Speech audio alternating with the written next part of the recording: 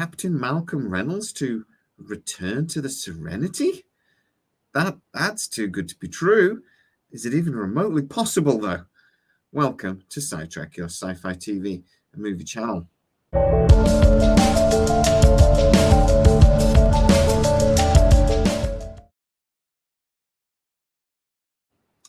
So, a couple of times over the last year or so, I've been able to tell you that Disney would absolutely love to bring back some sort of version of the Firefly series. Now, the main reason why they'd like to bring the series back is because it regularly tops lists of the all-time favorite sci-fi shows ever. And it was popular enough that it did spawn its own movie that was also reasonably popular. Even though this series has not been on our screens for nearly 2 decades, the Browncoats are still as excitable and as interested in the Firefly show as they ever were. But also, and most importantly, since Disney put the Firefly on their Disney Plus network, it's got really, really good views. People rewatch it over and over again. I know this for a fact because I'm one of those people. I think I'm on my 3rd time at the moment since Firefly appeared on Disney Plus. I quite like the show. But as I also reported to you, probably got on 8 or 9 months now, Disney didn't quite know what to do with Firefly.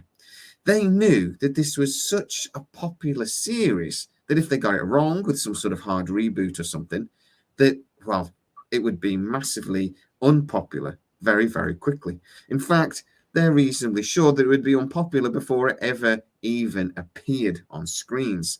I mean, look at what happened to the Rings of Power for Amazon. Opinion, hate clickers, people that just do videos on YouTube to talk crap. They would tear this series apart if they tried to do a reboot without some or most of the main actors to return. So Disney did set up loads of meetings with different producers, different consultants, things to discuss what would be the best thing to do with this show. We want to bring it back, but how do we do that without turning everybody against us? They even talked to people like Jon Favreau, and even he couldn't come up with a decent solution.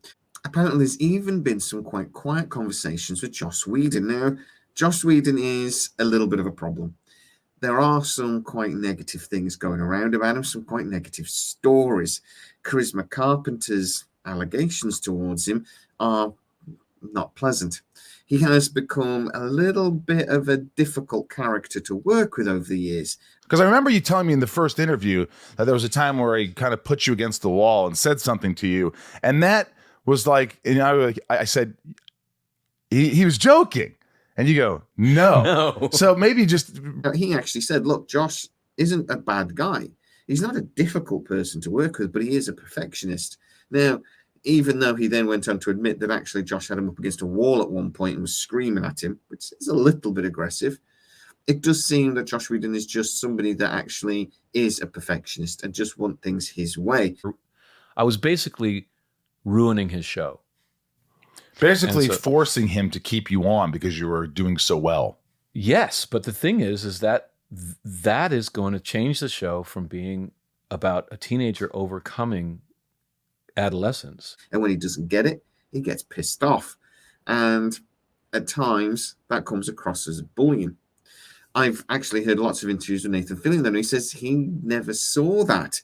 Actually, the people that worked on Firefly loved working together. They still have a Serenity Valley WhatsApp group, apparently, and they still talk to each other regularly. But my question is, and you could just divert if you want, what if they do these projects without Joss Whedon? Oh, that would be heartbreak. Because he created them. Yeah, those are his... How can you? Nathan Fillion and Alan Tudyk have gone on to become really best friends. Just Google them now and search all the videos and things they've done together over the years. Okay, you know what? It sounds like Beckett left. He's probably going to meet me here, but he wouldn't go out without me. Yeah, no problem. Yeah, just when he gets here, just let me know. Great. And you can introduce me anytime they're ready. All right, everybody. Please welcome Nathan Fillion. This was a happy family, and Joss Whedon was a big part of that. But when Disney then spoke to these people, including Jon Favreau, as I said, none of them could come up with a reasonable answer to the question, how do we bring Firefly back without turning the fans against us? The only thing that they could agree on was if you can get Nathan Fillion involved, the fans will go freaking crazy. Now, that wasn't really a possibility, but Disney did apparently, according to my sources that I speak to, put out a hand. They asked the question to Nathan, if we were to do a revival of the Firefly and we got an interesting story, would you be interested? And to their surprise, he answered yes. Talking about reboots, would you do that? You've been asked a million times, but would you do that? Why wouldn't I do that? It was one of the best things that ever happened to me.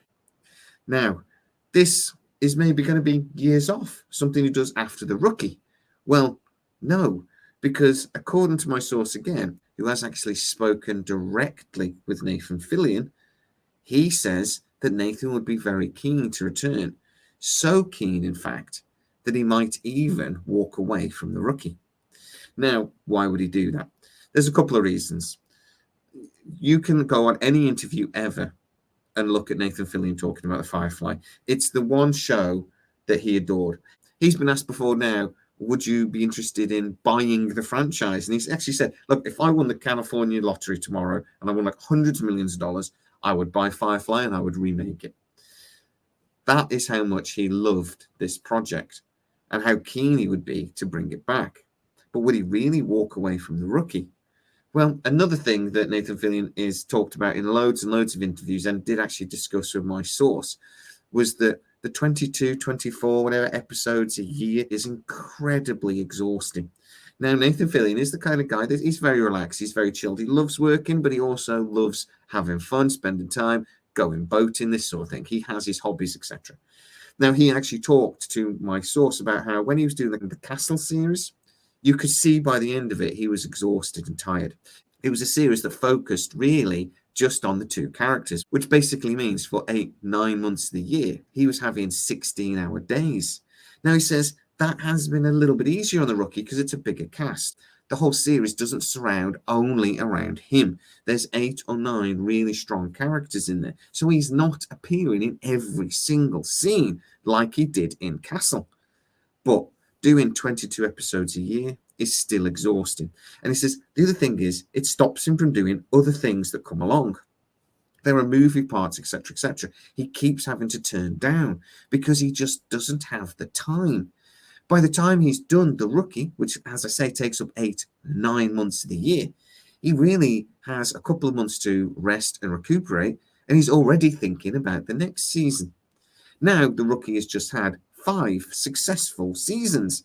He is thinking that maybe that'll do, and that actually he wouldn't mind walking away, or at very least stepping back even further to allow him to, 1, do other projects, but for 2, maybe have a serious conversation with Disney about bringing back Firefly.